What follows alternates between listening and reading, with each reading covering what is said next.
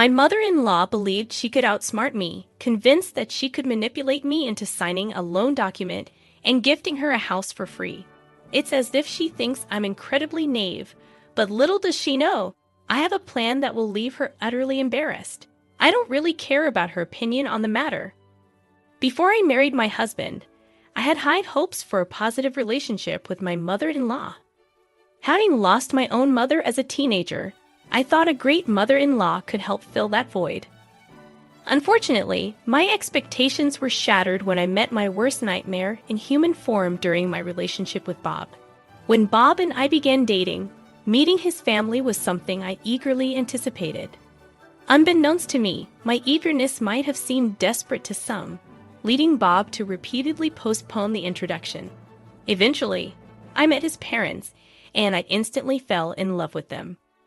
Maria, Bob's mother, initially seemed like someone I wanted to impress, not in the conventional sense, but rather to become her favorite daughter-in-law. From the third month of dating, Bob and I knew we were heading towards marriage due to our compatibility. Like me, Bob and his parents were born in Europe, but they were Americans proficient only in English. Bob had hinted a few times that his mother could become a burden in the future, but I dismissed the warnings. I genuinely cared for her and willingly helped with chores whenever she asked.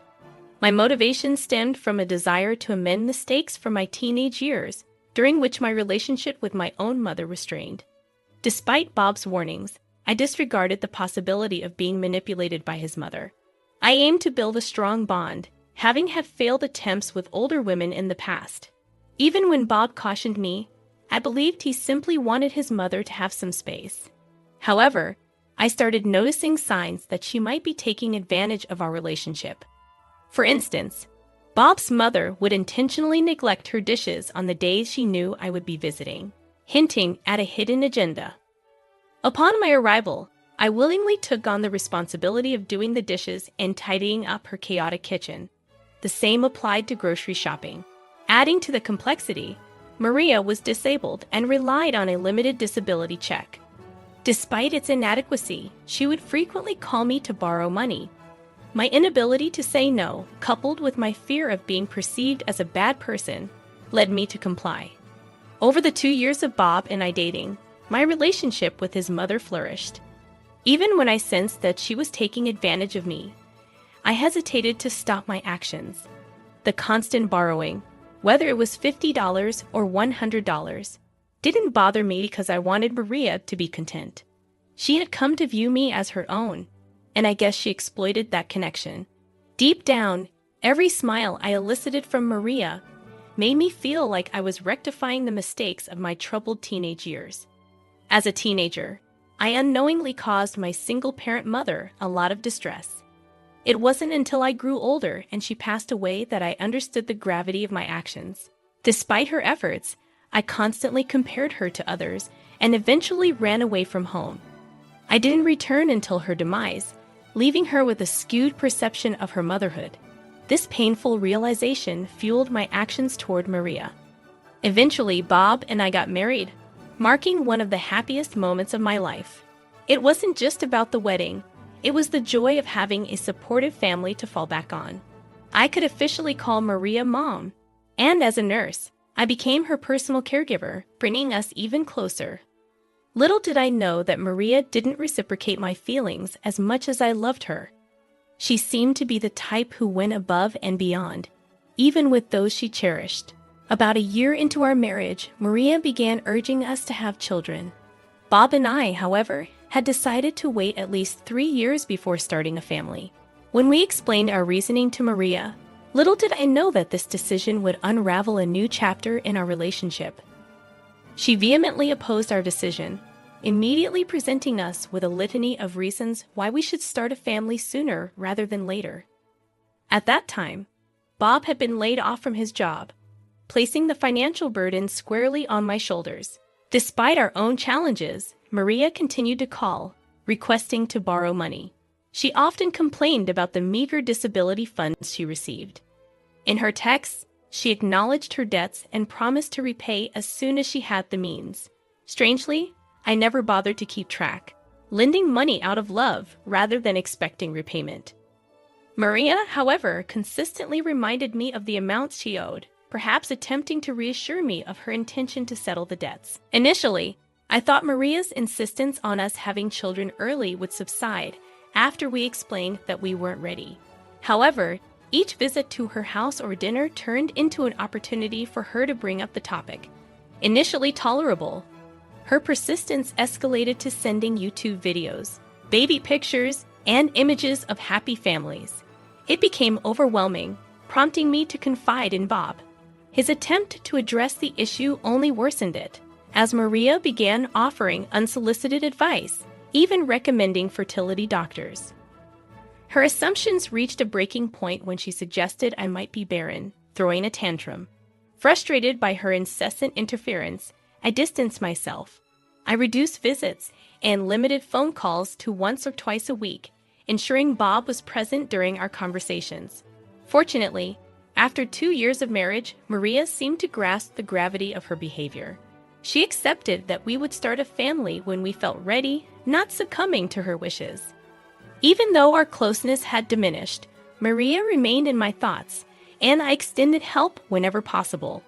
By this time, she had recovered and resumed work, reducing her financial requests. About 4 months later, with Maria back at work, Bob secured a high-paying job in another country. Gradually, I found myself rekindling a closer connection with Maria. This time around, our relationship seemed to have transcended the need for favors, and she was now capable of handling tasks she couldn't before. While I had friends to hang out with, I believed that a mother holds a unique place in our lives, distinct from our friendships. Thinking that Maria no longer required my assistance, I was blindsided when I discovered her attempt to deceive me into signing her home loan papers. For weeks, she had been discussing a purchase, leading me to trust her without confirming the details. Initially, she mentioned needing my signature for a car, but one day, I stumbled upon a message on her phone that revealed the truth.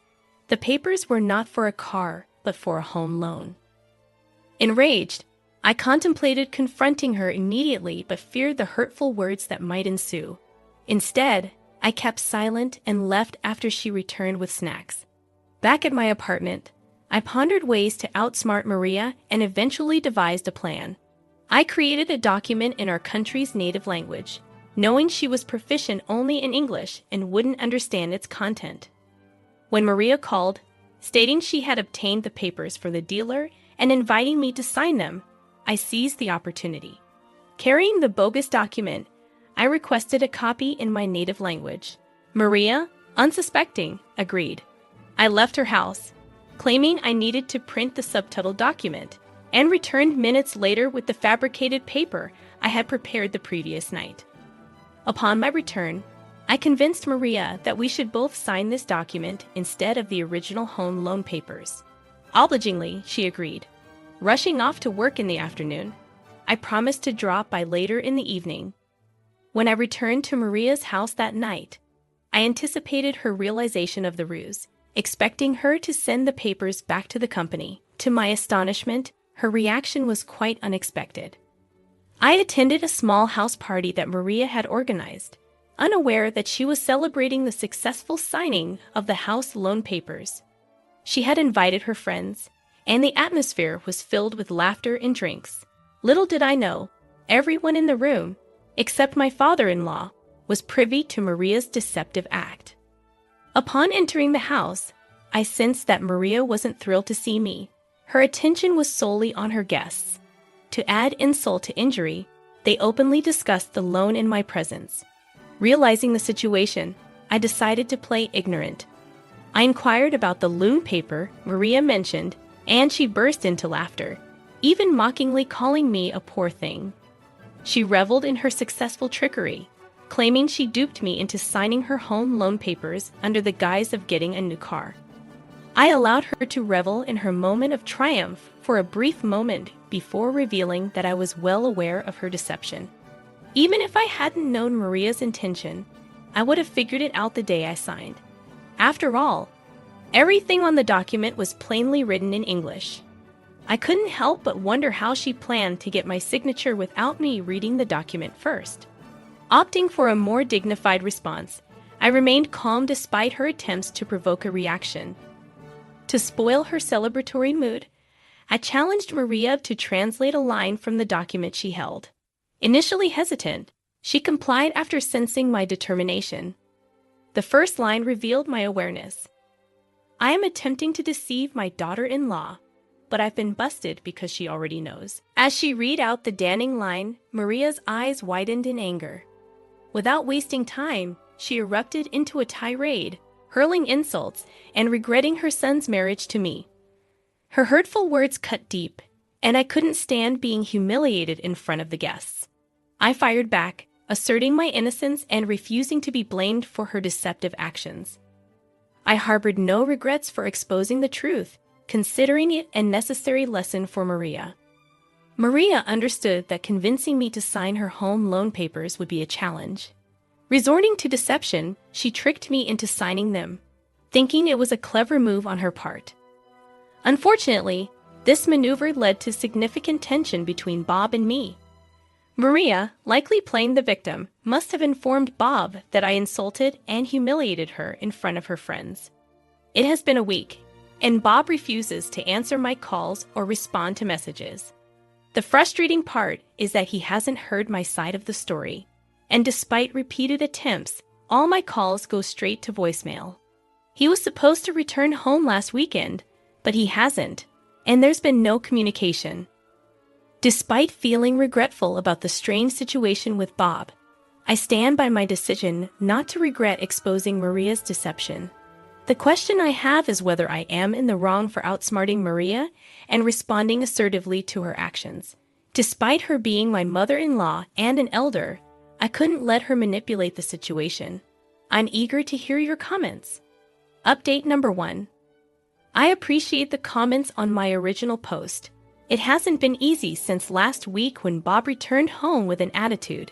Despite my attempts to explain everything, he insists that it was wrong of me to humiliate his mother.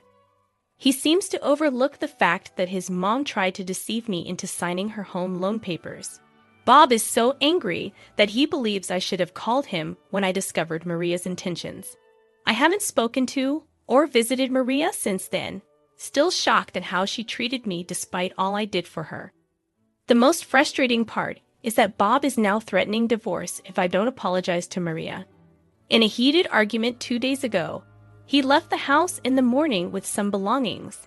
Later that evening, I discovered he was at his mother's house with a woman from his past, boldly posting pictures on Facebook. They appeared to be enjoying themselves while I dealt with loneliness. I expected Bob to understand the situation from my perspective and acknowledge his mother's wrongdoing. He hasn't spoken to her or condemned her actions, and for 2 days, Bob has been elusive since expressing that he'd rather lose me than let a woman jeopardize his relationship with his parents. It's painful to hear Bob now perceive me as a homewrecker, especially when he knows the genuine reasons behind my compassionate treatment of his mother. I had confided in him about my past with my own mom, and he used that vulnerability against me, hurling insults and uttering things I never expected from him. Even if I were to apologize to Maria for exposing her deceit, the dynamics between us can never return to how they used to be. I can't envision myself getting along with her or any of Bob's family members ever again. While those who know me often describe me as kind and soft, I'm contemplating a change. I don't want to be perceived as the soft, weak jade any longer, but the dilemma lies in whether being rude to Maria is reason enough for Bob to consider divorce. I love Bob deeply and don't want to lose him. Please advise me on what course of action I should take. Although Bob sounded serious, part of me wonders if he's bluffing, or is this an ominous sign of something worse? Update number 2. Following some suggestions to talk to Bob, I decided to confront him at his mother's house. To my surprise, Lisa, Bob's ex-girlfriend, was there with him and his parents, evident from their laughter within. Bob was furious at my unexpected appearance, asserting that I was no longer welcome there. In an attempt to salvage our relationship, he demanded that I apologize to his mother. Desperate to make things work and missing Bob immensely, I reluctantly apologized to Maria. However, It wasn't heartfelt, and Maria insisted on writing an apology for me to read. To my shock, the apology Maria penned contained demeaning content, prompting an immediate change of heart. I walked out of the house, and Maria, Bob, and Lisa laughed as I left. Betrayed and hurt, I texted Bob about my readiness for divorce and contacted a divorce lawyer. Instead of begging or clarifying, Bob's response was a simple okay. Before meeting Maria, Bob had mentioned that Maria held affection for Lisa, but they had ended things because he felt Lisa wasn't the one for him. Reflecting on my actions, I realized how foolish I had been. Despite suspicions, I had often dismissed the thought of Bob cheating on me. He always took calls from his parents in my presence, but for other calls, he would excuse himself to answer outside. In hindsight, there were signs of a possible affair, but I had brushed them aside, not wanting to succumb to baseless assumptions that could ruin a marriage. I refrained from jumping to conclusions until I was certain about Bob's actions. Even though Bob wasn't cheating, taking Lisa to his mother's house felt like a direct insult. In my view, divorce seems to be the best resolution, and I wish there was a way to teach Maria a lesson, but I'll let her be. Update number 3. I want to express my gratitude to all of you for your invaluable support. Among the numerous comments, the suggestion that stood out was to make Maria pay back all the money she borrowed. After gathering proof, I decided to sue her. Before filing the case, I messaged her, demanding repayment, but she didn't respond. I also texted Bob, and his dismissive response pushed me to proceed with the legal action. I filed the case and waited for Maria to be served. The sum she owed me exceeded $3,500, and I had evidence in the form of text messages. Maria's reaction upon being served was furious. She bombarded my phone with calls. I deliberately avoided answering. Bob and his father also reached out, suggesting an out-of-court settlement, and Bob professed his love. Disgusted, I blocked him, but he persisted with another number. The day of the court hearing arrived, and Maria showed up with her entire family, including Bob and his father as witnesses. They glared at me while the judge questioned me. I explained myself, but to my surprise, Maria denied borrowing any money and even claimed she used to borrow from Bob, not me. I presented the printed messages to the judge, but Maria laughed, dismissing them as potentially forged. Fortunately, the detailed content of the messages, mentioning disability amounts and other specifics, convinced the judge. The court ruled in my favor, ordering Maria to repay the $3,750. This experience has taught me not to love someone more than they love me. I'm relieved to have my money back and can start anew. Dragging Maria to court was a satisfying experience. She had avoided bringing up the money after resuming work, and I hadn't asked for it, given my initial intention of helping her out of love. However, realizing the lack of genuine affection from Maria and her family, I chose to stand up for myself. Thank you all for your support. I've become stronger, wiser, and smarter because of you. Regarding the divorce, as soon as the papers are ready, I'll be officially ending things with Bob. You guys are the best, and I'm grateful for the recovery of nearly $4,000.